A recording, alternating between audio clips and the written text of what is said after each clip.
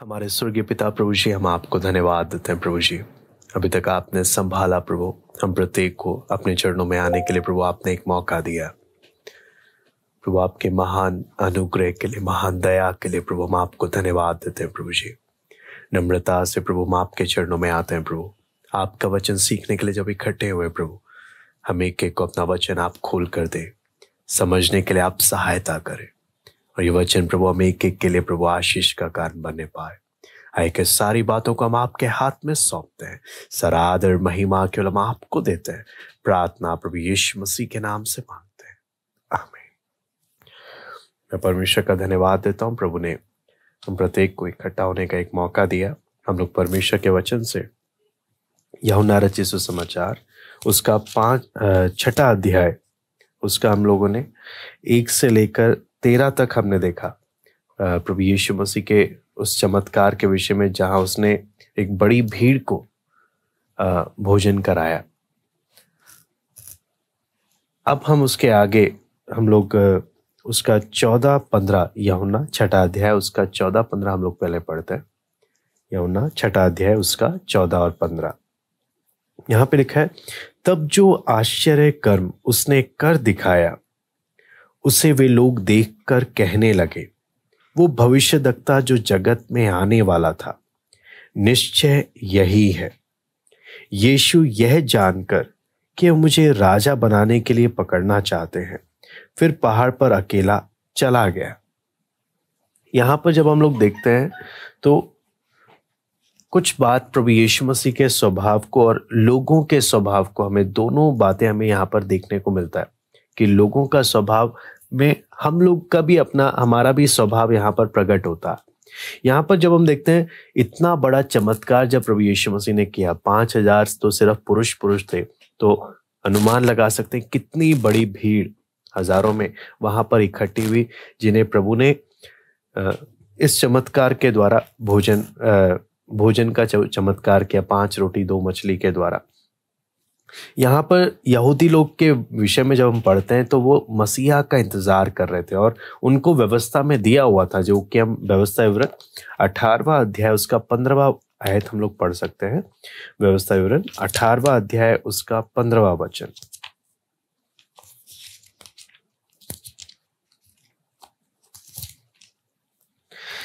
यहाँ पे लिखा है, तेरा परमेश्वर यहोवा तेरे मध्य से अर्थात तेरे भाइयों में से मेरे समान एक नबी को उत्पन्न करेगा, तो उसी की सुनना।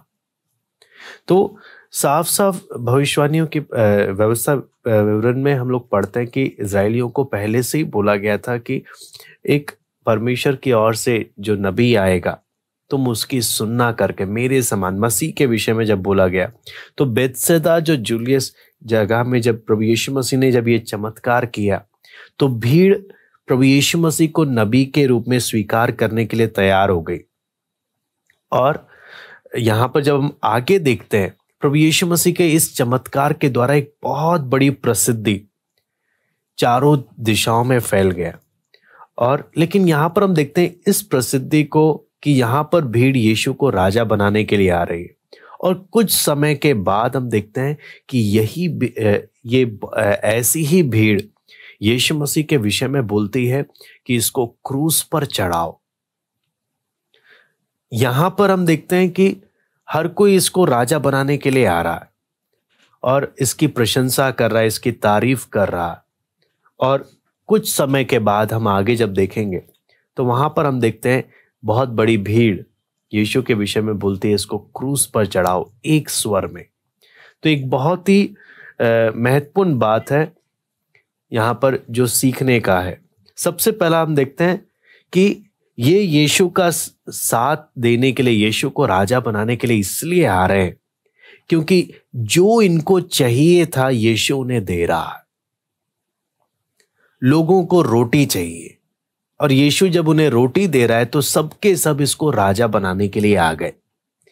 लोगों को चंगाई चाहिए, यीशु जब चंगा कर रहा है तो सबके सब इसके पीछे आ रहा है ना। जो लोगों को चाहिए जब यीशु उन्हें देने लगा तब ये यीशु को राजा बनाने के लिए आ गए, है ना। लेकिन जब यीशु इनके सामने कुछ और बातें लेकर आ रहा है, क्रूस की बातों को लेकर आ रहा है, बलिदान की बातों को लेकर आ रहा है। तो हम वचन में देखते हैं लोग इसको स्वीकार नहीं कर रहे। यहां पर जो भीड़ है, क्या ये भीड़ हमारे जीवन को तो नहीं दिखा रही? ये एक हम जांच सकते हैं कि जो मुझे चाहिए अगर प्रभु मुझे दे तो मैं प्रभु का धन्यवाद दिल से करूंगा। अगर प्रभु मेरे जीवन में मेरी इच्छाओं के अनुसार अगर काम करे तब मुझे प्रभु के पीछे चलने में बहुत खुशी है। लेकिन अगर प्रभु मेरी इच्छाओं के अनुसार अगर काम ना करे तब भी मैं उसे अपने जीवन का राजा बनने दूंगा? यहां पर वो एक सबसे बड़ा, यहां पर भीड़ का हम एक स्वार्थ देख रहे हैं। एक आज भी हम देखते हैं मसीह जगत में बहुत बड़ी भीड़ है जो यीशु के पीछे चलने का दावा करती है ना। और वहां पर हम एक बहुत बड़ी बात यहां पर हम लोग देख सकते हैं, बड़ी भीड़ है जो यीशु के पीछे चलने का दावा कर रही है। लेकिन उस बड़ी भीड़ में हम अधिकतर लोगों को वो देखते हैं कि वो यीशु के पीछे इसलिए चल रहे हैं क्योंकि यीशु के पीछे चलने के द्वारा उनकी शारीरिक आवश्यकताएं पूरी हो रही है। यहां पर जब हम देखते हैं यीशु मेरे दुख मुसीबत में मुझे चंगाए, मुझे मदद करे, मेरे हर परेशानी में मेरा साथ दे, है ना। लेकिन यीशु अगर मेरे पास आ जाए कि तुझे अपने आप का इनकार करना पड़ेगा, तुझे क्रूस उठाना पड़ेगा। मैं यहां पर एक प्रभु के दास ने एक बात बोला था, वो मैं आपको बताना चाहूंगा कि उद्धार पाना तो मुफ्त है, उद्धार मुफ्त में मिल जाता है, लेकिन यीशु के वचन, परमेश्वर के वचन के अनुसार चलना ये मुफ्त नहीं है। इसके अनुसार चलने के लिए आपको कीमत चुकानी पड़ेगी। उद्धार तो फ्री में मिल गया, लेकिन इस वचन के अनुसार चलना फ्री नहीं है, आसान नहीं है, उसके लिए कीमत चुकानी पड़ती है। और यहीं पर सबसे बड़ी परेशानी बहुत लोग अपने जीवन में सामना करते हैं।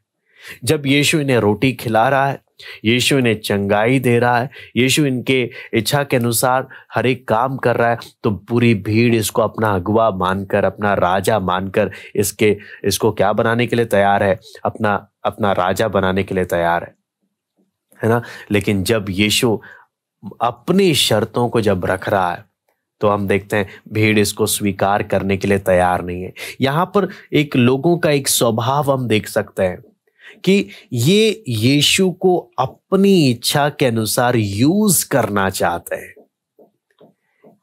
ये यीशु को अपनी इच्छा के अनुसार इस्तेमाल करना चाहते हैं। बस इतना ही मतलब है यीशु से। उसी प्रकार बहुत लोग जो प्रभु के पीछे चल रहे हैं, उनको भी पीछे चलते वक्त कईयों का सोच क्या है, जब मैं बीमार हूं यीशु मेरे को चंगा कर दे। हाँ, जब मैं तकलीफ में हूं प्रभु मुझे वहां से छुटकारा दे। यीशु मेरी आर्थिक आवश्यकताओं को पूरा करे, संसारिक आवश्यकताओं को पूरा करे। यीशु से मतलब सिर्फ कितना है? संसारिक बातों से ही है। हाँ, प्रार्थना भी किस लिए आ रहे हैं, प्रार्थना भी किस लिए कर रहे हैं, हाँ, वचन भी किस लिए सुन रहे हैं? प्रभु मैं आ गया, आप खुश होना, बस मेरी आवश्यकताओं को आप ऐसे ही पूरी करते रहना। यहां पर आप देखते हैं ये वचन सुनने के कारण यीशु को राजा बनाने नहीं आए। ये जीवन में कुछ काम होने के कारण यीशु को राजा बनाने के लिए नहीं आए। इन्होंने रोटी खाई इसलिए ये क्या कर रहे हैं? राजा बनाने के लिए आ रहे हैं। बहुत लोग यीशु को अपने जीवन में स्थान सिर्फ किस विषय पर देते हैं कि प्रभु अगर मेरी संसारिक शारीरिक आवश्यकताओं को पूरी करे, मैं इसके पीछे चलूंगा। इसलिए यहां पर हम एक बात हम लोग परमेश्वर के वचन से हम लोग देखेंगे कि क्यों जरूरी है हम अपने जीवन को जांचें, कहीं मैं इनके समान तो नहीं हूं। मेरा जीवन किसको दिखाता है? क्या मैं भी यीशु को अपने इच्छा के अनुसार इस्तेमाल करना चाहता हूं और यीशु मेरी इच्छा के अनुसार काम करे, या मैं अपने जीवन को बोलूंगा प्रभु मैं तुझे यूज नहीं करना चाहता, तू मुझे अपनी इच्छा के अनुसार यूज कर। मेरे जीवन के द्वारा मैं तेरे से सामर्थ इसलिए नहीं मांग रहा कि मैं अपनी इच्छा पूरी करूं, बल्कि मैं नम्र हो रहा हूं ताकि प्रभु मैं तेरी इच्छा को पूरी करूं। हमारा सोच क्या है प्रभु के पीछे आने का? हम प्रभु के पीछे जब चल रहे हैं तो हम किस सोच के साथ चल रहे हैं? यहां पर जब हम देखते हैं तो कई बातें यहां पर परमेश्वर के वचन में हमें क्लियर होकर मिलती हैं कि यीशु इसलिए यूहन्ना 6:26 एक बार पढ़ेंगे। यूहन्ना 6:26 यीशु स्पष्ट मुंह पर उनको एक बात बोलता है। यीशु ने उन्हें उत्तर दिया, मैं तुमसे सच सच कहता हूं, तुम मुझे इसलिए नहीं ढूंढते हो कि तुमने आश्चर्य कर्म देखे, परंतु इसलिए कि तुम रोटियां खाकर तृप्त हुए हो। मैं दोबारा से पढ़ता हूं। यीशु ने उन्हें उत्तर दिया, मैं तुमसे सच सच कहता हूं, तुम मुझे इसलिए नहीं ढूंढते हो कि तुमने आश्चर्य कर्म देखे, परंतु इसलिए कि तुम रोटियां खाकर तृप्त हो गए। तो यहां पर हम लोग साफ साफ जब परमेश्वर के वचन में हम देखते हैं तो यीशु साफ इनके मुंह पर बोल रहा है, तुम मेरे पीछे क्यों आए हो मुझे मालूम है।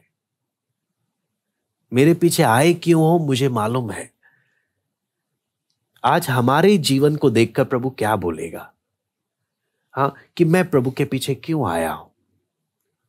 मेरा मसीह जीवन का आज स्थिति कैसा है? क्या एक रिवाज है कि हम आराधना में, संडे आराधना में जाते हैं, हम वचन सुनते हैं? क्या एक रिवाज है? ये मेरा प्रभु के साथ का संबंध क्या है? प्रभु आज मुझे देखेगा। जैसे यीशु इधर यहूदी लोगों को बोल रहा है, तुम मुझे इसलिए नहीं ढूंढते कि तुमने कुछ आश्चर्य काम, तुम्हारे जीवन में कुछ अद्भुत काम हुआ, तुमने उसे अनुभव किया, बल्कि इसलिए तुम मुझे ढूंढते क्योंकि तुमने रोटियां खाई हैं। तुम मेरे पीछे आए क्यों मुझे मालूम है। इसलिए आपको मालूम है, यहां पर जब हम देखते हैं, जब वो यीशु को राजा बनाने के लिए आए, वचन यहां पर साफ साफ बोलता है, यीशु यह जानकर कि वो मुझे राजा बनाने के लिए पकड़ना चाहते हैं, वो पहाड़ पर अकेला चला गया। यीशु उस जगह को छोड़कर चला गया क्योंकि उसे लोगों का मोटिव मालूम है, लोगों के इरादे मालूम है कि इनके मन में क्या चल रहा। आपको मालूम है, कई बार जब हम देखते हैं कि हमारा समर्थन करने के लिए हमारे आसपास, हमारे पीछे एक बहुत बड़ी भीड़ है, या हमारे पास बहुत सारे लोग संगति में हमसे जुड़े हैं, तो हमें बहुत खुशी होने लग जाती है, देखो इतने लोग हैं, इतने लोग हैं। लेकिन यहां पर हम वचन में देखते हैं कि यीशु यहां पर भीड़ को देखकर यीशु इंप्रेस नहीं हो रहा, बल्कि भीड़ को छोड़कर जा रहा। क्यों छोड़कर जा रहा है? मुझे तुम्हारा मोटिव मालूम है, मुझे तुम्हारे मन के इरादे मालूम है। आज हमें कोई लोग हमसे प्यार से एक दो शब्द हमसे कह देते हैं, या लोग हमसे मिलते हैं प्यार से कुछ बातें हमसे कर लेते हैं, तो हम उनके प्रति बहुत ही भावुक हो जाते हैं। देखो हमसे ये भी प्यार करने हैं, ये भी प्यार करते हैं, वो भी प्यार करते हैं। हम लोगों के इरादों को नहीं जानते, और बहुत बार लोग हमें धोखा और चकमा दे जाते हैं, और जिंदगी में झटके खा खा कर हमें थोड़ी समझ आने लगती है कि हम फिर कदम फूंक फूंक कर चलते हैं कि भाई हर कोई जो दिखता है, जैसे दिखता है वैसा होता नहीं है, और हमें बहुत ही समझदारी से एक एक कदम उठाने चाहिए, और बहुत ही समझदारी से अपने जीवन में हर एक बात को देखना चाहिए। यहां पर जब हम साफ साफ देखते हैं, प्रभु यीशु बड़ी भीड़ को जब देख रहा, यीशु साफ साफ इनको बोल रहा है, तुम इसलिए मेरे पीछे नहीं आए कि तुमने आश्चर्य कर्म देखे, मुझे तुम्हारे इरादे मालूम है, मुझे तुम्हारे मन के विचार मालूम है। आज हम जब परमेश्वर का वचन सीखने के लिए जब इकट्ठे हुए हैं, आज प्रभु मुझसे क्या बोल रहा, हम एक एक अपने आप से पूछे, मैं प्रभु के पीछे क्यों हूं? इसलिए हूं कि प्रभु जब मैं बीमार हूं तब मुझे आप चंगाई दे देना, जब मेरे घर में आर्थिक परेशानी हो प्रभु मैं प्रार्थना करूंगा, आप मेरी आर्थिक परेशानियां दूर कर देना। हाँ प्रभु, मेरी नौकरी नहीं लग रही, प्रभु आप मेरी नौकरी लगवा देना। हाँ, मेरी संसारिक जितनी भी आवश्यकता है प्रभु वो सब आप पूरी कर देना, मैं इसलिए आपके पीछे आया हूं। यीशु को मालूम था ये भीड़ यीशु के पीछे क्यों आई है। यीशु को मालूम था ये भीड़ यीशु को अपना राजा क्यों बनाना चाहती है। इसलिए यहां पे लिखा है यीशु भीड़ को छोड़कर पहाड़ में अकेला चला गया। अकेला चला गया क्योंकि उसको मालूम है ये भीड़ क्यों आई है।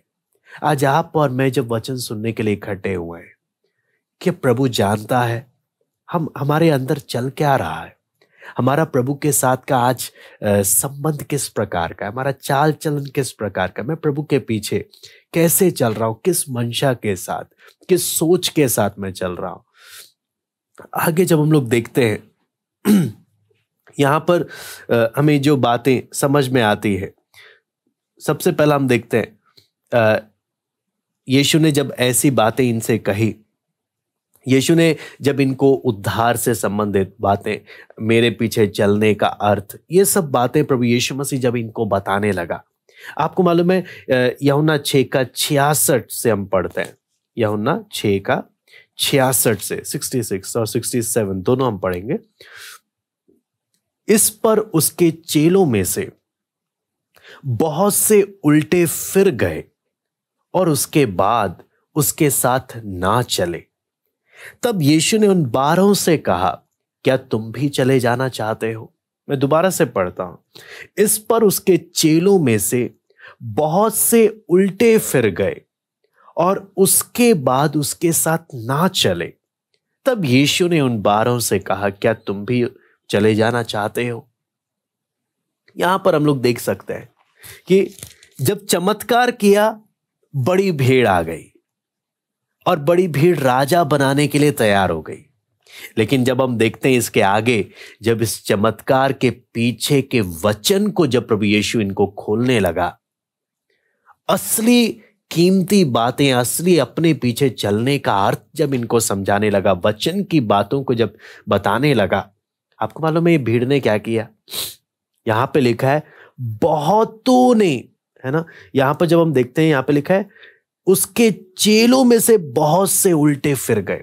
एक दो उल्टे नहीं फिरे, हाँ, बहुत से उल्टे फिर गए, उसके बाद उसके साथ नहीं चले। आपको मालूम है कितना ज्यादा जब कोई एक व्यक्ति ही चला जाता है हमें छोड़कर, हमारे साथ का होता है, तो हमें दुख लगता है। आप देखेंगे यहां पर जब प्रभु खरा वचन, जब असली वचन जब बताने लगा, यहां पे लिखा है बहुतों ने यीशु को छोड़ दिया। उसी प्रकार आज भी मसीह जगत में बहुत से लोग सिर्फ प्रभु के पीछे इसलिए चल रहे हैं कि प्रभु मैं प्रार्थना करूंगा, जो जो आपको बोलूंगा आप बस मेरी मांगों को पूरी कर देना। लेकिन आपको मालूम है सचमुच वचन के अनुसार चलना बहुतों के बस की बात नहीं है। अगर वचन, प्रभु यीशु मसीह के वचन को जब हम ध्यान से समझते हैं, बहुतों के बस की बात नहीं है इस वचन के सिद्धांतों के अनुसार चलना। हां, ऊपर ऊपर से प्रभु को मानना बहुत लोग कर सकते हैं, ऊपर ऊपर से प्रभु के पीछे चलना, संडे हाजिरी दे देना, 1-2-3 शब्द की, हाँ, आधे घंटे की प्रार्थना कर लेना, ये बहुत लोग कर सकते हैं, ये बड़ा आसान है। लेकिन जैसे यीशु कहता है उसके अनुसार चलना, यहां पर हम वचन स्पष्टता से देखते हैं, बहुतों ने यीशु को छोड़ दिया और लिखा है उसके बाद फिर उसके पीछे नहीं चले। आपको मालूम है यीशु स्पष्ट करता है मेरे पीछे चलने का अर्थ क्या है। यीशु स्पष्ट करता है, भावनाओं में बहकर मेरे पीछे नहीं आना।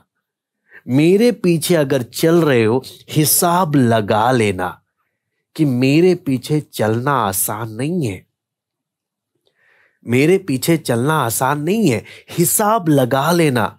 उद्धार तो फ्री में मिल जाएगा क्योंकि ये मेरा दान है, ये मेरा गिफ्ट है। लेकिन मेरे वचनों के अनुसार चलकर सिद्धता की ओर बढ़ना ये आसान नहीं है। ये कीमत देने वाला रास्ता है, भारी कीमत। इसलिए यीशु मसीह साफ साफ मत्ती 7वें अध्याय में हम देखते हैं 2 रास्तों के बारे में स्पष्ट कर देता है।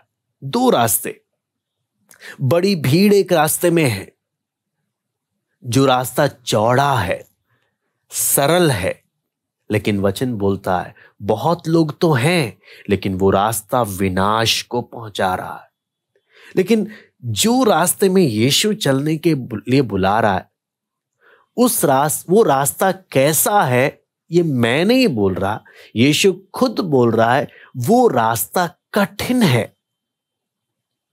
मैं दोबारा से बोलता हूं, जिस रास्ते पर यीशु हमें बुला रहा है वो रास्ता कैसा है, मैं नहीं बोल रहा, प्रभु यीशु खुद बोल रहा कि वो रास्ता कठिन है, सबके बस की बात नहीं है। जो अपने जीवन में आराम के पीछे भाग रहे हैं, कंफर्ट के पीछे भाग रहे हैं, हाँ, अपनी इच्छाओं को पूरी करने के लिए भाग रहे हैं, उनके लिए प्रभु यीशु मसीह के रास्ते पर चलना आसान नहीं है।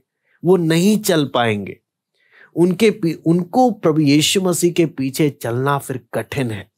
आपको मालूम है, यीशु जब इन 12 को बोल रहे थे तुम भी जाना चाहते हो, तब आप देखें वहां पर पतरस क्या जवाब देता है। 68 में लिखा है, शमून पतरस ने उसको उत्तर दिया, हे प्रभु, हम किसके पास जाएं?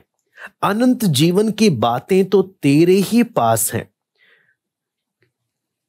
यहां पर जब हम देखते हैं बाकी सारे चले गए यीशु को छोड़कर, लेकिन ये छोड़कर क्यों नहीं गए?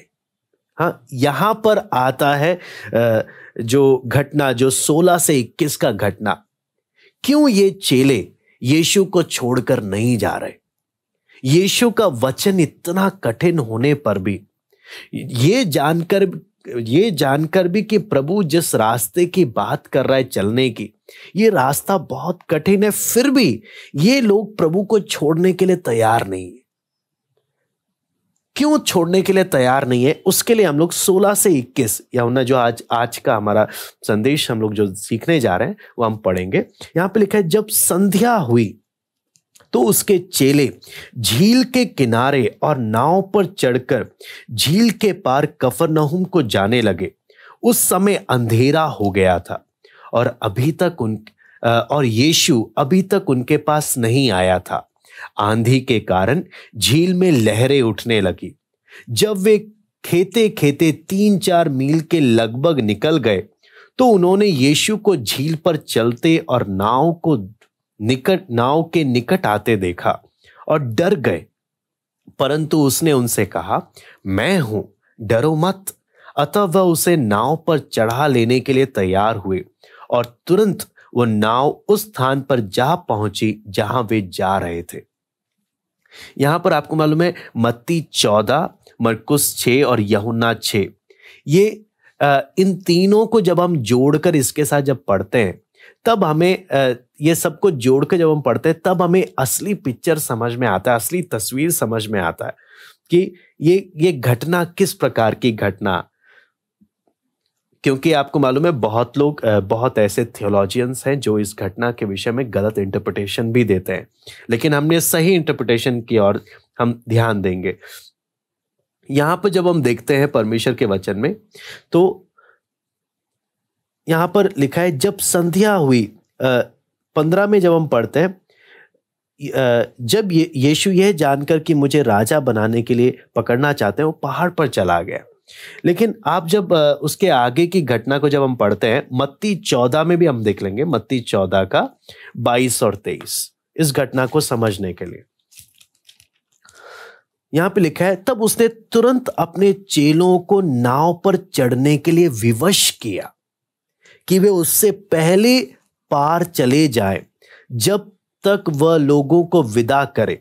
वह लोगों को विदा करके प्रार्थना करने को अलग पहाड़ पर चला गया और सांझ को वह वहां अकेला था। ये घटना को हम देखते हैं, तो आपको मालूम है, इतना बड़ा जब चमत्कार हो गया, बड़ी भीड़ यीशु को जब राजा बनाने के लिए आ रही है, आपको मालूम है यीशु मसीह ने चेलों के साथ क्या किया? चेले लोग बहुत एक्साइटेड हो गए। देखो, यहूदा इस्करियोती सोच रहा, अब तो मैं बड़ा ट्रेजरर बन जाऊंगा।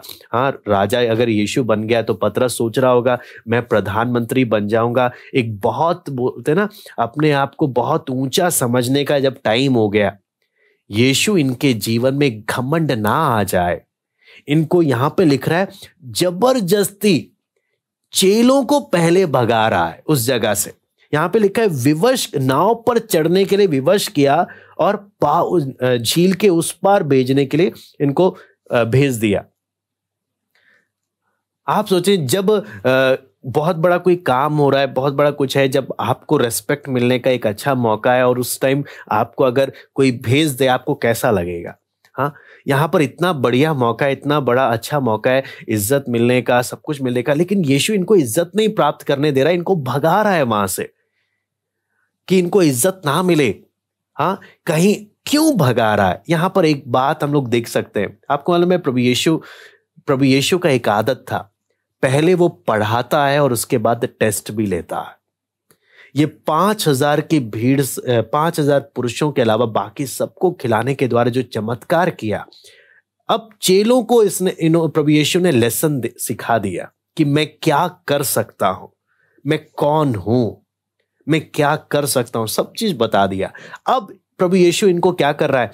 धक्का मारकर भेज रहा कि जल्दी से निकलो यहां से।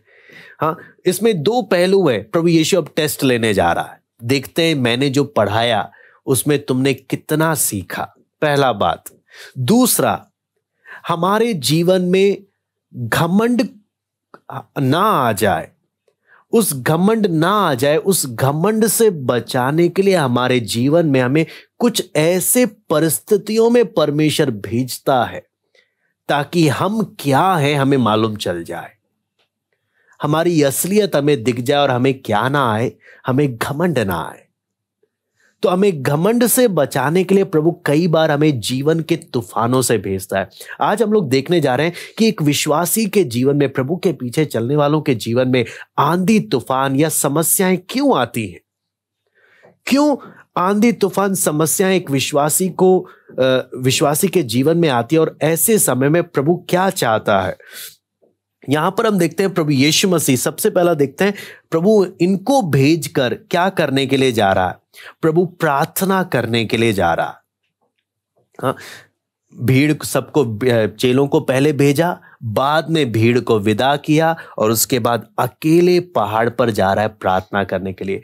पहाड़, जब हम वचन में देखते हैं, बहुत बार पहाड़ एक अधिकार का क्षेत्र को दिखाता है, पहाड़ एक अधिकार की जगह को दिखाता है। यहां पर जब हम देखते हैं प्रभु यीशु मसीह जब चेलों को भेज रहा है, जब चेले प्रभु की इच्छा के अनुसार उस दिशा में जब जा रहे हैं, यीशु उनके लिए प्रार्थना की और जा रहा है। और आगे जब हम देखते हैं उनके लिए बिचवई कर रहा है। अब इस चमत्कार का घटना को हम लोग, इसके अर्थ को भी हम लोग परमेश्वर के वचन में हम लोग देखेंगे। मत्ती 14 का 24 हम लोग पढ़ लेते हैं। मत्ती 14 का 24। उस समय नाव झील के बीच लहरों से डगमगा रही थी क्योंकि हवा सामने की थी। मैं दोबारा से पढ़ लेता हूं। उस समय नाव झील के बीच लहरों से डगमगा रही थी क्योंकि हवा सामने की थी। तो यहां पर हम लोग परमेश्वर के वचन में जब देखते हैं, प्रभु यीशु मसीह की आज्ञा को मानकर जिधर जाना है उधर जब जा रहे, तब इनके जीवन में आंधी तूफान क्यों? तब इनके जीवन में ये समस्याएं क्यों? कहने का मतलब, जब हम परमेश्वर के वचन के अनुसार प्रभु यीशु मसीह के जब पीछे चल रहे हैं, ऐसे समय में हमारे जीवन में दुख मुसीबतें क्यों आती हैं, समस्याएं क्यों आती हैं? हाँ, अगर चेले लोग प्रभु की आज्ञा को नहीं मानते तो शायद ये आंधी तूफान का सामना इन्हें करना नहीं पड़ता। हाँ, ये नाव, आपको मालूम है, जब ये लहरों में नाव क्या हो रही है, इनकी डगमगा रही है, हवा सामने की ओर है, यानी सामने ही मुंह पर परिस्थिति इतनी भयानक आ गई। हाँ, चलिए, लोगों के मन में क्या बीत रहा होगा? प्रभु, आपने हमें जबरदस्ती, हमारा जाने का मन नहीं था, आपने जबरदस्ती हमें इस रास्ते में भेज दिया, फिर भी आपकी आज्ञा मानकर हम निकल पड़े, देखो अब क्या हमारे साथ हो रहा है। कहने का मतलब, हमारे जीवन में भी ऐसे तूफान आएंगे जब हम बोलेंगे, प्रभु हम आपके वचन के अनुसार, आपकी इच्छा के अनुसार, आपके कहे के अनुसार जब चल रहे हैं, फिर क्यों हमारे साथ ऐसा हो रहा है? हाँ, क्या अगर आज्ञा नहीं मानते आपकी तो हमारे जीवन में ये बीत नहीं रहा होता? मैं आपको बोलता हूं, दुख मुसीबत हर एक विश्वासी के जीवन का एक भाग है। इसलिए जितने बेहतर तरीके से हम इस बात को अच्छे से सीखेंगे और इसको मनन करेंगे, उतना ही हमारे जीवन में आगे ये वचन हमारे लिए आशीष का कारण बनेगा। हम जब परमेश्वर के वचन में चेलों को जब देखते हैं तो ये चेले इसलिए मुसीबत में पड़े क्योंकि ये प्रभु की इच्छा के अनुसार चल रहे थे। आप अगर वचन में जब देखते हैं तो आप देखेंगे आंधी तूफान दो प्रकार की है। एक आंधी तूफान मेरे जीवन में एक समस्याएं जब हम प्रभु की इच्छा के अनुसार चलते हैं तब आती है, और कुछ समस्याएं तब आती हैं जब हम प्रभु की इच्छा के विपरीत चलते हैं। जैसे कि आप योना के बारे में देख सकते हैं। योना जब परमेश्वर की इच्छा के विपरीत जा रहा था तब आंधी तूफान आया और लास्ट में योना को मछली के पेट में जाना पड़ा। तो हमने बस परखना है हमारे जीवन में आने वाले आंधी तूफान क्या परमेश्वर के वचन के अनुसार चलने के कारण आ रहे हैं या परमेश्वर के वचन के विपरीत जाने के कारण आ रहे हैं। मैं परमेश्वर के वचन के अनुसार नहीं चल रहा इसलिए मेरे जीवन में आंधी तूफान आ रहा है, या मैं परमेश्वर के वचन के अनुसार चल रहा हूं इसलिए आ रहा है। अगर मैं परमेश्वर की इच्छा के अनुसार नहीं चल रहा तो आंधी तूफान जो आ रहा है उसमें मुझे आत्मसमर्पण करना चाहिए। प्रभु मुझसे गलती हो गई, मैं आपके वचन के अनुसार चलूंगा, तब आंधी तूफान शांत हो जाएगा, तब आंधी तूफान शांत हो जाएगा। लेकिन अगर परमेश्वर के वचन के अनुसार चलते वक्त मेरे जीवन में आंधी तूफान आ रहा है तो वहां पे मेरा एग्जाम चल रहा है, जहां पे प्रभु मुझे सिखाना चाहता है कई बातें। आप देख सकते हैं परमेश्वर के कई संतों के जीवन का उदाहरण हम लोग देख सकते हैं। आप इन चेलों का आप उदाहरण ले लीजिए। पर प्रभु यीशु मसीह ने विवश कर कर इनको भेजा।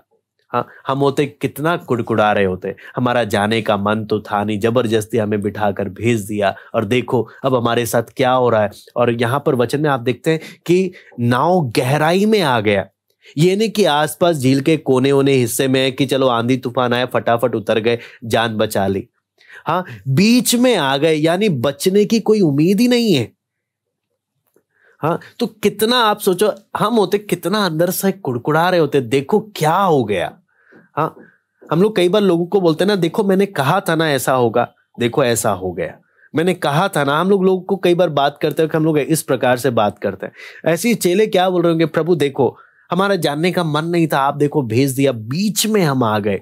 हाँ, और आंधी तूफान सामने से जब आ रहा है, बचने का कोई चांस नहीं, अब तो मौत हमारे जीवन में लिखी हुई है। हाँ, क्या हमारे जीवन में बीत रहा। आप अगर देखेंगे परमेश्वर के वचन में कई लोगों, मैं और भी लोगों का आप उदाहरण बता सकता हूं। मूसा के बारे में आप देखें। हाँ, इस्राएली लोग हर समय पत्थर उठाकर मूसा को मारने के लिए आ जाते थे, बुड़बुड़ाने लग जाते थे, मूसा का तिरस्कार करने लग जाते थे। हाँ, ये सब दुख मूसा के जीवन में क्यों आया? इसलिए आया क्योंकि मूसा जलती झाड़ी में उसने परमेश्वर की आज्ञा का पालन किया। अगर वो पालन नहीं करता तो शायद इतने दुख उसके जीवन में नहीं आते। आप दानियल के बारे में देखो, क्यों शेर की मांद में जाना पड़ा? क्योंकि वो परमेश्वर के वचन के अनुसार चलने के कारण उसको शेर की मांद में जाना पड़ा।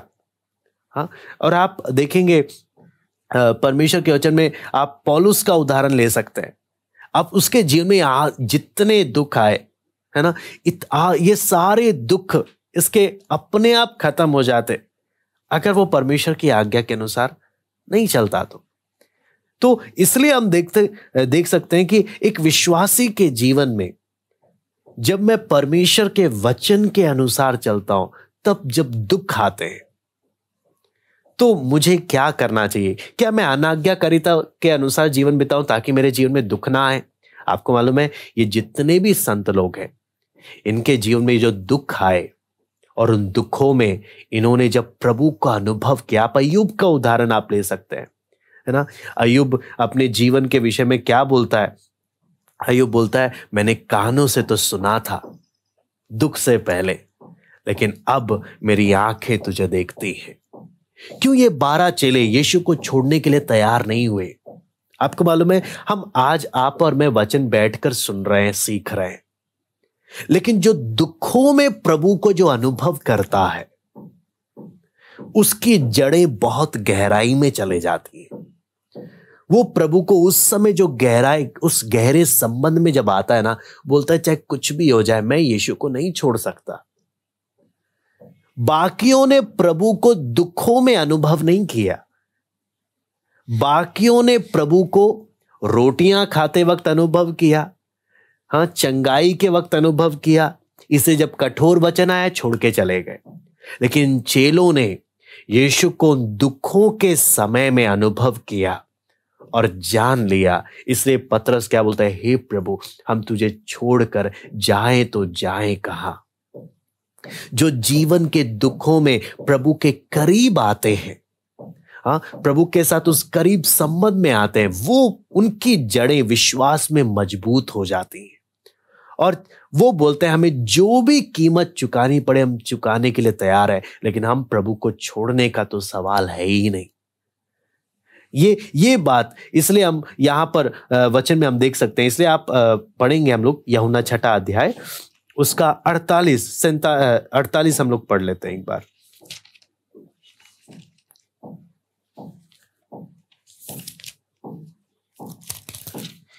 यहां पे लिखा है, सबसे पहले हम लोग यूहन्ना 6:17 पढ़ लेते हैं।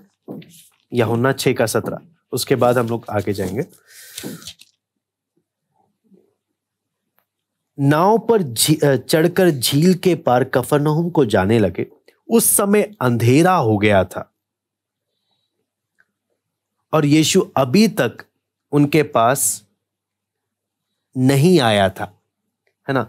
और उसके साथ साथ हम मरकुस पढ़ेंगे, मरकुस 6:48।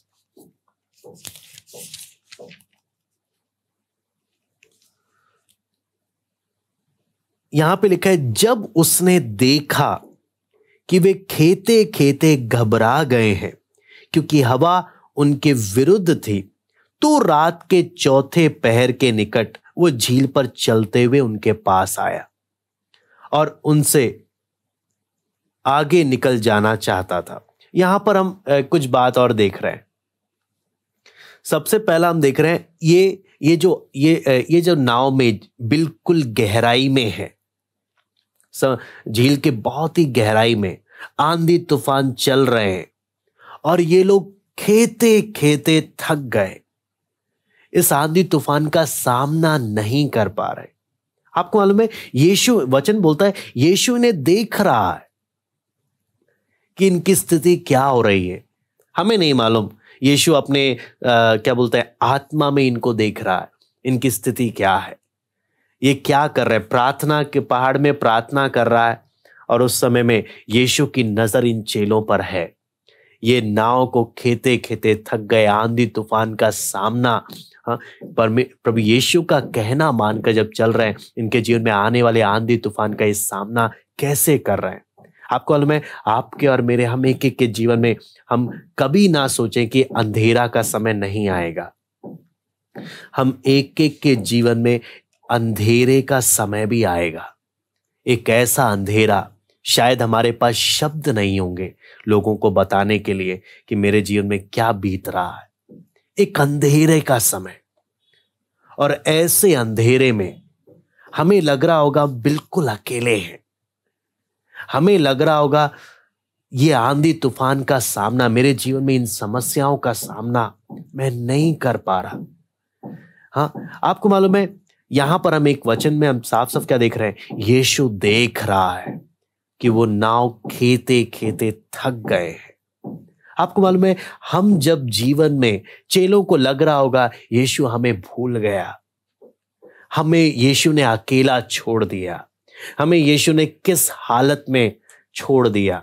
आपको मालूम है, जीवन में जब दुख तकलीफ जब आते हैं, हम ऐसे अनुभव से जा सकते हैं कि जब हम अनुभव कर रहे होंगे मेरे जीवन में बिल्कुल अंधेरा है, कुछ समझ नहीं आ रहा, मैं क्या करूं। हाँ, मैं उस अनुभव में आऊंगा कि मैं अपनी तरफ से कोशिश करते करते मैं थक गया हूं। हाँ, मुझे कुछ समझ में नहीं आ रहा, मेरी प्रार्थनाएं ऐसा लग रहा है जैसे कोई जवाब नहीं मिल रही है। प्रभु तेरी इच्छा के अनुसार मैंने चल रहा हूं, फिर भी मेरे जीवन में ऐसी स्थिति क्यों, मेरे जीवन में ऐसा अनुभव क्यों है प्रभु। हाँ, एक बहुत ही, मैं आपको बोलता हूँ, जो वचन इस बात को पढ़ना और उस अनुभव में जाना, जो उस अनुभव से जाता है वही समझ सकता है कि वो अनुभव कैसा अनुभव होता है। लेकिन एक सबसे बड़ी तसल्ली की बात यहाँ पर हम क्या पढ़ रहे हैं, उन चेलों को नहीं मालूम था यीशु उन्हें देख रहा है। आज आपको और मुझे इस वचन को पढ़ने के द्वारा मालूम चल रहा है कि यीशु उन्हें देख रहा था। उसी प्रकार जब हम ऐसे अनुभव से जाते हैं, कई बार हमें लगता है कि प्रभु ने हमें छोड़ दिया, कई बार लगता है प्रभु देख नहीं रहा, प्रभु को हमारी चिंता नहीं। लेकिन आपको मालूम है, वो जो पहाड़ पर गया है प्रार्थना करने के लिए, वो अपनी कलीसिया के लिए, अपने लोगों के लिए पिता से बिचवई कर रहा है, पिता से बिचवई कर रहा है, और उसकी नजर हमारी ओर है, उसे हमारी चिंता है। और जब यहां पर हम पढ़ते हैं, वो जब खेते खेते थक गए, यीशु को समझ में आ गया अब इनसे नहीं चला जाएगा, यीशु चलकर आ गया। ये क्यों यहां पर हम देखते हैं, क्यों चौथे घंटे में आ रहा है, जब ये पूरे डिप्रेस हो गए, पूरे थक गए, अब इनसे जब हो नहीं रहा, तब यीशु क्यों आ रहा? पहले क्यों नहीं आया? पहले यीशु क्यों नहीं आया? आप देख सकते हैं, ये परमेश्वर की आदत को हम देख सकते हैं। लाजर से प्रभु यीशु बहुत प्यार करता था। जब बीमार था तब यीशु क्यों नहीं आया? मर गया तब आकर रो रहा है और तब आकर चमत्कार कर रहा है। कहने का मतलब, प्रभु क्या करता है हमारे जीवन में, कई बार ऐसे तूफान अंधकार के समय आने देता है जहां पर हम क्या हो जाते हैं, हम बुरी तरह टूट जाते हैं, हम थक जाते हैं। जब हमसे सब कुछ बिल्कुल हम जब नहीं हो पाता, तब प्रभु आ जाता है, तब प्रभु मदद करने के लिए तब आता है। लेकिन एक बात हमेशा हमें याद रखना है, हमारे जीवन के अंधकार के समय में, हमारे जीवन के तूफानों के, आंधी तूफानों के समय में, हम कभी ना भूलें, एक की नजर हमारी ओर है। हमें लग रहा होगा उसने, वो हमें भूल गया। आपको मालूम है, इंसान धोखा दे सकता है, इंसान बदल सकता है, लेकिन वचन बोलता है यीशु आज, कल और युगान युग एक सा है, एक सा है। वो कभी नहीं बदलता, वो कभी नहीं बदलता। और उसने बोला है, मैं तुझे ना कभी धोखा दूंगा, ना कभी मैं तुझे छोड़ूंगा, जगत के अंत तक मैं सदैव तेरे संग रहूंगा। चाहे तुझे ये महसूस हो ना हो, मैं तेरे संग हूं, मैं तेरे संग हूं। चाहे तुझे महसूस हो ना हो, मैं तेरे संग हूं। तो इस बात को भूल मत। तुझे लग रहा होगा ये आंधी तूफान, मैंने ही तुझे इन आंधी तूफानों में भेजा है ताकि मैं देखूं तो सही, जो मैंने तुझे सिखाया तूने उस पाठ को सीखा कितना है। मैंने तुझे इन आंधी तूफानों में इसलिए भेजा कि मैं तेरे और मेरे बीच के गहरे संबंध को मजबूत करूं, ताकि तेरा विश्वास ऊपर ऊपर का हल्का फुल्का विश्वास नहीं, एक गहरा संबंध हो, एक गहरा रिश्ता, है ना। इसलिए हम लोग जब वचन से हम यही बात सीखते हैं। हम हमारे जीवन के आंधी तूफान पैसों के, आर्थिक हो सकते हैं, बहुत सारे अलग अलग प्रकार के आंधी तूफान हमारे जीवन में आ सकते हैं, अलग अलग प्रकार के। ऐसे समय में, हाँ, जब लोग हमसे मुंह मोड़ लें, कोई हमें पूछने वाला नहीं, हाँ, हम जिनसे मदद मांगने जाएं, किसी को हम ऐसे अनुभव कर सकते हैं कि किसी को हमारी चिंता नहीं, हाँ, कोई हमें पूछने वाला नहीं, किसी को हमारी कदर नहीं। लेकिन वचन में हम यहां पर देखते हैं कि एक की नजर हमारे ऊपर है और वो हमें भूला नहीं है। और वचन बोलता है, तुम दाम देकर मोल लिए गए हो। उसने अपनी जान देकर जिसे मोल लिया है, आपको शायद आपकी उतनी कदर ना हो, लेकिन उसे आपकी बहुत कदर है, उसे आपकी बहुत चिंता है। और इसलिए यहां पर हम वही बात देख रहे हैं, उसकी नजर अपने चेलों पर थी, उसकी नजर हम एक एक के ऊपर रहती है, हम एक एक के ऊपर। और इसलिए भजन संहिता 139 का 7 से 10 में पढ़ना चाहूंगा। भजन संहिता 139 का 7 से 10। मैं तेरे आत्मा से भागकर किधर जाऊं, या तेरे सामने से किधर भागूं? यदि मैं आकाश पर चढ़ूं तो तू वहां है, यदि मैं अपना बिछौना अधोलोक में बिछाऊं तो वहां भी तू है। यदि मैं भोर के किरणों पर चढ़कर समुद्र के पार जा बसूं तो वहां भी तुम अपने हाथ से मेरी अगुवाई करेगा और अपने दाहिने हाथ से मुझे पकड़े रहेगा। हाँ, यहां पर हम लोग देख सकते हैं कि कहीं पर भी हम जाएं, वो हमारे संग है। हम उससे दूर नहीं, हम उससे छिपे नहीं हैं। कई बार ऐसे मौकों में शैतान आकर अपना भरपूर प्रयास करता है। शैतान बोलता है परमेश्वर ने तुझे छोड़ दिया। हाँ, कई बार कई लोग परमेश्वर की इच्छा के अनुसार ईमानदारी से जब काम करने का प्रयास करते हैं तो कई बार आमदनी उतनी मिलती नहीं है। हाँ, आर्थिक समस्याओं में फंस जाते हैं। कई बार आपको मालूम है तरह तरह की बातें आने लग जाती हैं, तो ऐसा लगता है कि प्रभु के पीछे कैसे चले। प्रभु की आज्ञा मानकर इतनी भारी कीमत चुकानी पड़ रही, इतनी समस्याओं से गुजरना पड़ रहा है। शैतान बोलेगा प्रभु के पीछे चलने का फायदा नहीं है। हाँ, जैसे आपको मालूम है अय्यूब की पत्नी ने अय्यूब को बोला कि देख परमेश्वर ने देख तेरे साथ क्या होने दिया है, तू परमेश्वर को गाली बक और मर जा, है ना। ऐसे आपको मालूम है जब ऐसे अनुभव आते हैं ना तो लोग हमें हौसला देने वाला कोई नहीं मिलेगा, और हमें उस समय ऐसे लोग मिलेंगे जो हमें क्या बोलेंगे, देखो प्रभु के पीछे चलने के कारण तुम्हें मिला क्या, छोड़ दो परमेश्वर को। हाँ, तुम्हारे जीवन में देखो इतने आंधी तूफान आ गए प्रभु के पीछे चलने के लिए। इसलिए हमने समझना है कि पहला बात हमें परखना है, मेरे जीवन में आने वाली समस्या किस वजह से आ रही है। प्रभु की आज्ञा के अनुसार, प्रभु की इच्छा के अनुसार चलने के कारण, या प्रभु की इच्छा के विपरीत जाने के कारण। हाँ, ये परखना मुझे है। और अगर विपरीत जाने के कारण आ रही है तो जितने जल्दी हो सके आज्ञा माने, ताकि उस समस्या से बच जाए, उस आंधी तूफान शांत हो जाए। दूसरा, अगर प्रभु की इच्छा के अनुसार चलने के कारण आंधी तूफान आ रहा है तो वहां पर हमने क्या चीज सीखना, प्रभु उस तेरे साथ मेरे उस गहरे संबंध में आने के लिए सहायता कर, मेरी सहायता कर। ये आंधी तूफान मुझे प्रभु तुझसे दूर ना करे, मुझे निराशा में ना डाले प्रभु। ये आंधी तूफान शैतान इसका दुरुपयोग ना करने पाए। प्रभु आपको मालूम है कितनी बार हम नाव खेते खेते, अपने जीवन की नाव खेते खेते हम थक जाते हैं।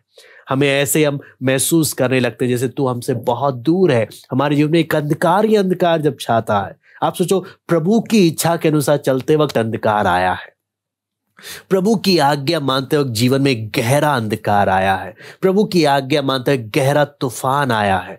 हाँ, और हम थक गए प्रभु, हम क्या करें ऐसे समय में। आपको मालूम है हमने अपने जीवन में देखना है कि जब भी आंधी तूफान आए, यह आंधी तूफान हमें प्रभु के करीब लाने वाला बने, या हमें प्रभु से दूर करने वाला ना बने। आपको मालूम है हमारे हृदय पाप में स्वभाव का एक गुण क्या है, जब आंधी तूफान आते हैं ना, ये हमें प्रभु से दूर करने का पूरा कोशिश करते हैं। मैं आपको बोलता हूं हमारे बिगड़े हुए स्वभाव का पहचान क्या है। आंधी तूफान जब आते हैं ये हमें प्रभु से दूर करने का प्रयास करते हैं, हमें बुड़बुड़ाने के लिए प्रेरित करते हैं। बल्कि एक सही विश्वासी का पहचान क्या है, इन आंधी तूफान में वो स्मरण रखता है, प्रभु मुझे देख रहा है। मेरे प्रभु यीशु ने साफ सा बोला, मेरे पिता की इच्छा के बिना एक छोटा गौरैया, एक छोटा सा पक्षी भी वो गिरकर मरेगा नहीं, मेरे पिता की इच्छा के बिना। तो तुम कितने अधिक बहुमूल्य हो, तुम्हारे सिर के बाल भी गिने हुए हैं। तुम्हारे जीवन में अगर आंधी तूफान आ रहे हैं, तुम्हारे जीवन में जो अंधकार का समय आ रहा है, ये कुछ बात सिखाने के लिए है, एक गहरे संबंध में बुलाने के लिए है।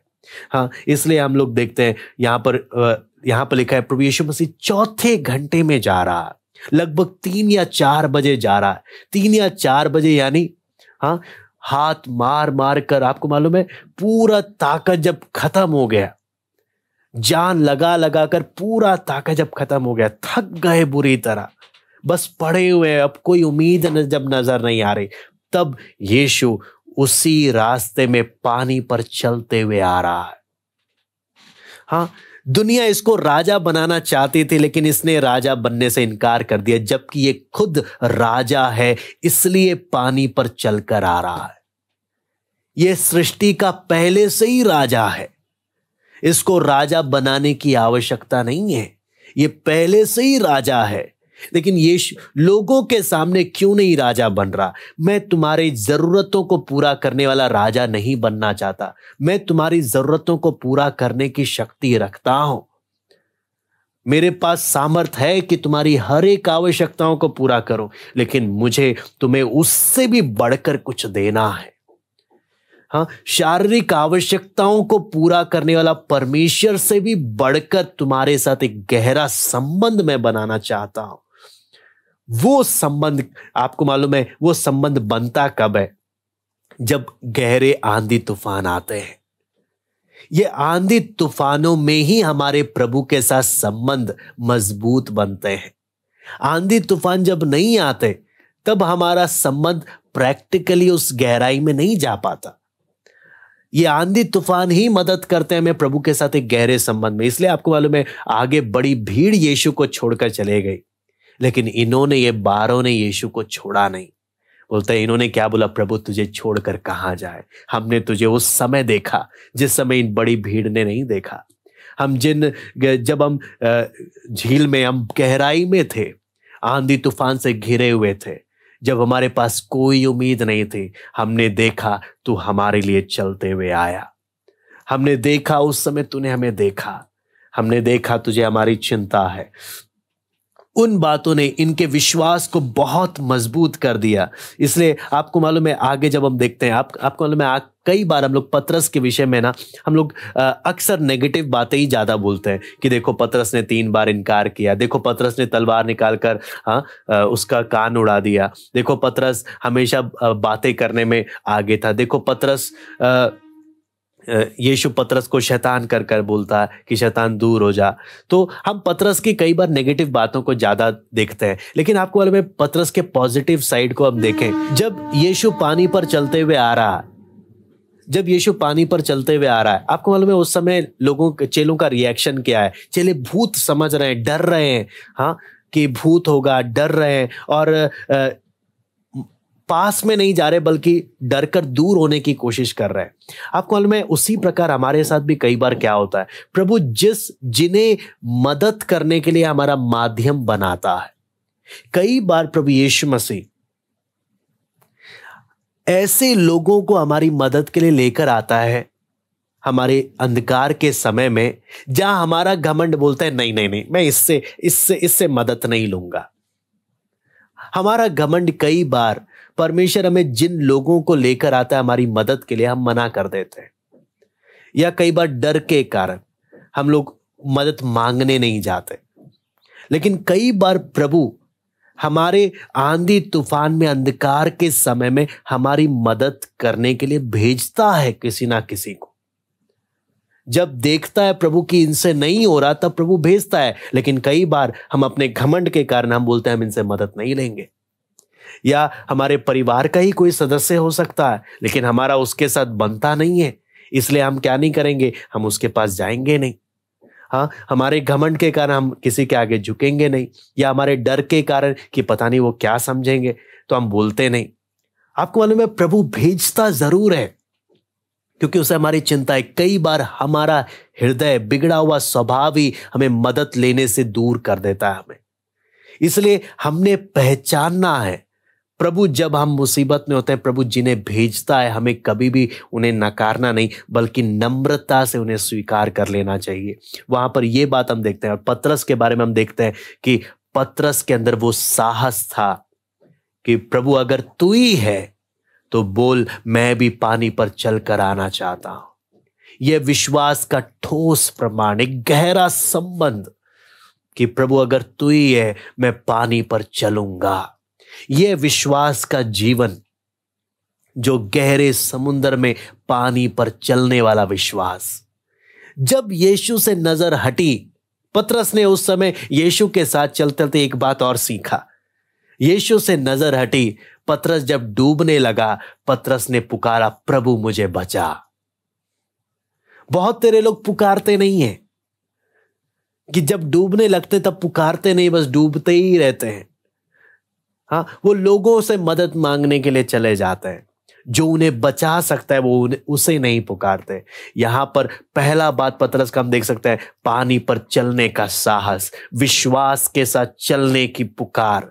प्रभु मैं चलूंगा विश्वास के साथ, पहला बात। दूसरा, अगर मेरी नजर इधर उधर हट जाती है प्रभु से, अगर मुझे लगता है मैं डूबने पर हूं, वो एक पुकार, प्रभु तू मुझे बचा। और जब आपको मालूम है, जो कोई प्रभु को पुकारता है बचाने के लिए, ऐसा कोई नहीं है जिसने प्रभु को पुकारा और प्रभु ने उसे डूबने के लिए दे दिया, बल्कि प्रभु ने उस हर एक को उस डूबते हुए से बाहर निकाला है जिन्होंने भी प्रभु को पुकारा है। इससे यहाँ पर कई बातें हमारे प्रैक्टिकल लाइफ में हम लोग यहाँ पर सीख सकते हैं कि प्रभु इनको जिस अनुभव से लेकर जाता है। इसलिए पतरस क्या बोलता है, प्रभु तुझे छोड़कर हम जाए तो जाए कहां। हमने उस गहरे समुद्र में, आंधी तूफान में हमने तुझे चख लिया, तू कौन है, हमने तुझे अनुभव किया है, इस कारण हम तुझे छोड़कर जाने का तो सवाल नहीं है। चाहे बड़ी भीड़ छोड़कर तुझे चले जाए, हम तुझे छोड़कर नहीं जाएंगे। इसके आपको मालूम है, प्रभु यीशु मसीह ने, इसलिए वहां पर हम देखते हैं, उनसे कहा मैं हूं, डरो मत, मैं हूं। चेलों ने पहचाना। उसी प्रकार क्या हम पहचानते हैं जब परमेश्वर हमारे जीवन में लोगों को भेजता है हमारी मदद के लिए? हाँ, क्या हम परमेश्वर के हाथ को देख पाते हैं कि हाँ, इस व्यक्ति को परमेश्वर ने मेरे लिए भेजा है और मुझे नम्रता से उस मदद को स्वीकार करना चाहिए। और आपको मालूम है, वो लोग नाव पर बैठकर वहां पर आए और उन्होंने अपना स्थिति को भी अनुभव किया, घमंड से बच गए। एक मुसीबत से बचने के लिए प्रभु ने उनके जीवन में दूसरी मुसीबत को भेजा, घमंड से बच गए, एक नए रिश्ते, एक नए संबंध में आ गए। आंधी तूफानों से इन्होंने बहुत कुछ सीखा। आज हमारे लिए भी इससे हम चाहें, हम लोग प्रार्थना करें, प्रभु हमें सीखने को देगा। अगर हम वचन को मनन करेंगे तो जरूर आंधी तूफानों के समय ये वचन हमें याद आएगा। लेकिन अगर हम इस वचन को बस क्लास खत्म हो गई और हम भूल गए, हम इसे मनन नहीं कर रहे, तो आंधी तूफानों के समय में ये वचन फिर हमें याद नहीं आएगा। इससे बहुत जरूरी, जो वचन आज हमने मनन किया, हम एक एक प्रार्थना पूर्वक उन वचनों का हम मनन करें। आइए हम प्रार्थना करते हैं। हमारे स्वर्गीय पिता प्रभु, हम आपको धन्यवाद देते हैं। प्रभु, आपने हमें अपने वचन से कई बातों को सीखने के लिए एक अवसर दिया। हमारे जीवन के दुख मुसीबत के पलों में, अंधकार के पलों में, जब हम अपने आप को अकेले पाते हैं, नाव खेते खेते जब थक जाते हैं, ऐसे लगता है जब नैया डूब जाएगी, हे प्रभु, तब आप हमें देख रहे होते हैं। कितनी बड़ी एक तसल्ली है। हमें अपने जीवन में जब दुख मुसीबत आए, आंधी तूफान आए, जांचने के लिए मदद कर कि ये क्यों मेरे जीवन में आया है, मेरी आज्ञाकारिता के कारण या मेरी अनाज्ञाकारिता के कारण। आपके साथ उस गहरे संबंध में आने के लिए हमें सहायता कर, एक गहरे संबंध में आने के लिए सहायता कर। इन वचनों को मनन करने के लिए प्रभु हमें एक एक को कृपा दे। धन्यवाद देते हैं आज की संगति के लिए। आए के सारी बातों को हम आपके हाथ में सौंपते हैं। सारा आदर महिमा के लिए हम आपको देते हैं। प्रार्थना प्रभु यीशु मसीह के नाम से हम मांगते हैं, आमीन। सबको जय मसीह की। प्रभु आप सबको आशीष दे।